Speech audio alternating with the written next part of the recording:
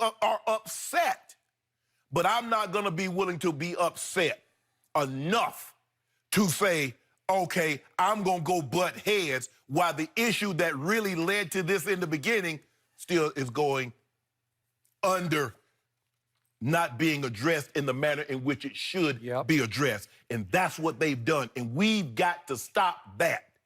We have to stop saying, well, he ain't got no job, so, well, you know what? Jay-Z should say no.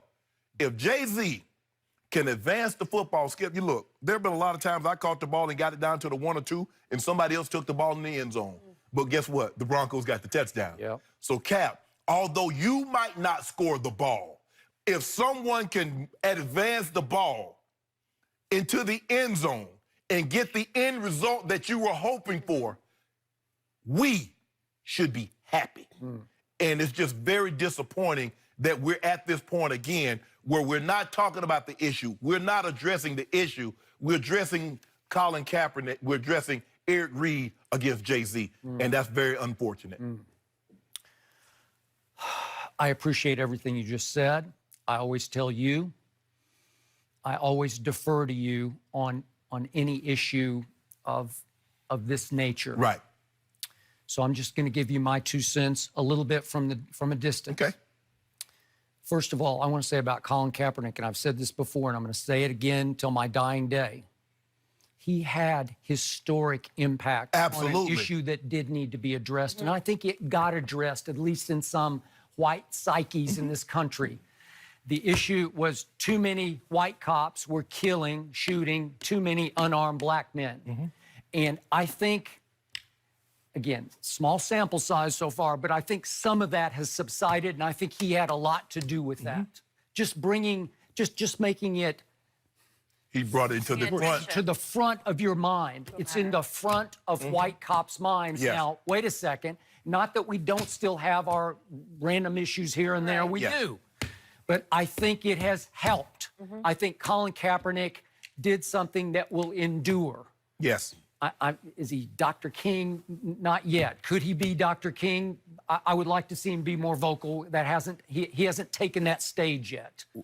Okay? I think that also hurts. It does hurt. Now, back to your point. From my perspective, this didn't become Eric Reid versus Jay-Z. All I could think about, all I've talked about to my friends is Jay-Z versus Cap, because that's what struck me right from the start. And I have long been a big Jay-Z fan, sort of on and off the field. Right. But I was disappointed. I was shell-shocked. It did feel like he sold out for the short term, maybe because he saw the big picture. Right. Okay, what's his big picture? He wants to own a National Football League franchise. Right. No black man has ever owned one of those. Right. And Jay-Z is the biggest thinker, one of the biggest thinkers in your community. He is. And so he's thinking and saying, I need to get my foot in the biggest door there is on my horizon, and it's the National Football League door. So maybe he has to sacrifice. Maybe he has to compromise a little bit to get his foot in that door. Yes. And maybe the compromise was to say, quote, we're past kneeling. It just hit me wrong. Right. And again, I defer to you on these, but it just rubbed me the wrong way. I think the harshness of what you said, we're past kneeling, I think that rubbed you. Because he had said, look, we understand why Cap kneel, but now we need to advance the ball into actions. But he said, we're past kneeling, like kneeling was like, we're beneath that now.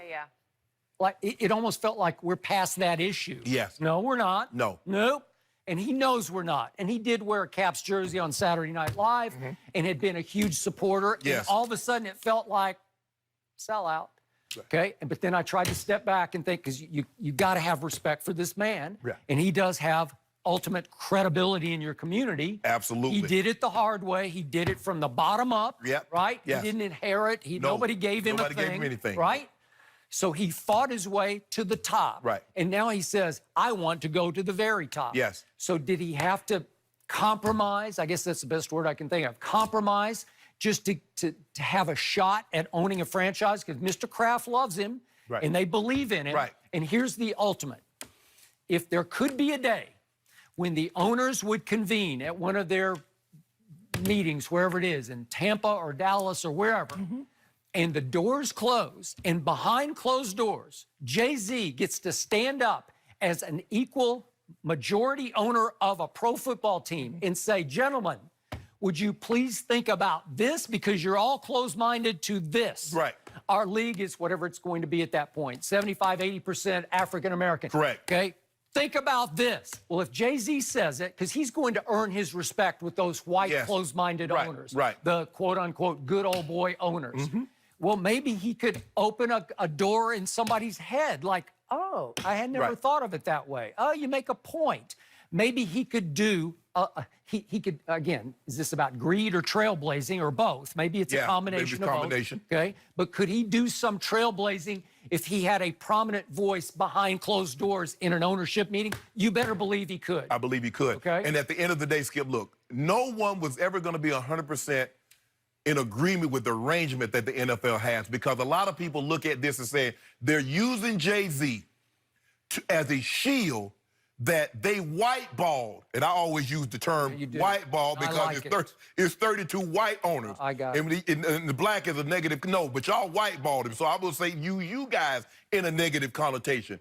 If they thought that Jay-Z, as profound and as great as he is a figure in our community, if you thought he could shield you from the criticism that you're going to receive, because we saw it again, Skip Bayless, Josh McCown retired. He's in the booth. He was doing analyst work. And the Philadelphia Eagles brought him out.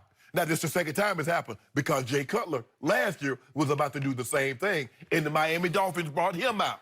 So if you think by bringing Jay-Z in to shield you from what has happened to Colin Kaepernick, it's not going to work. But for me, Skip, I'm a destination type of guy. Now, the journey is going to be a little rocky sometimes. It is. But it's the ultimate destination that Colin took the knee for. What Cap took the knee for. If there's a better day on the horizon, I can live with how it came to be. I really can, because that's all I care about. All this, you know, look, I think it's bulljive the way Jay-Z handled it. Now, I don't know, and I hadn't been, been able to confirm, because it was reported that he reached out to Jermaine Dupri because the NFL asked Jermaine Dupri, who's from Atlanta, to produce the halftime show. And it was reported that Jay-Z called him and told him to bow out. Now, you're going to ask him to bow out. Hey, man, hey, Skip, check this out, bro.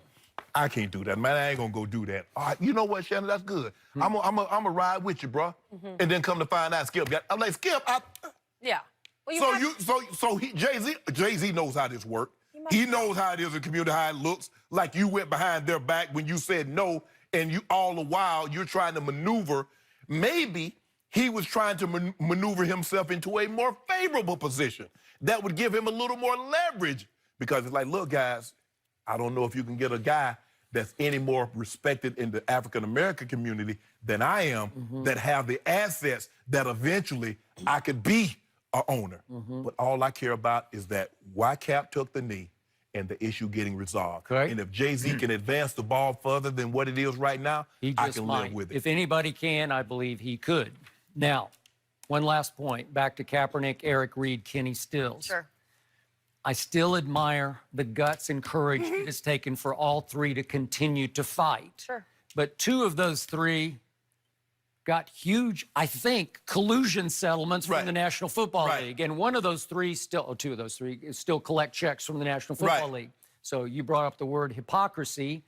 Usually when you get a collusion settlement, as I think reportedly Kaepernick and Eric Reid got, you have to sign a non-disclosure. Okay? That means that you can't talk publicly about it. You have to cease and desist, right?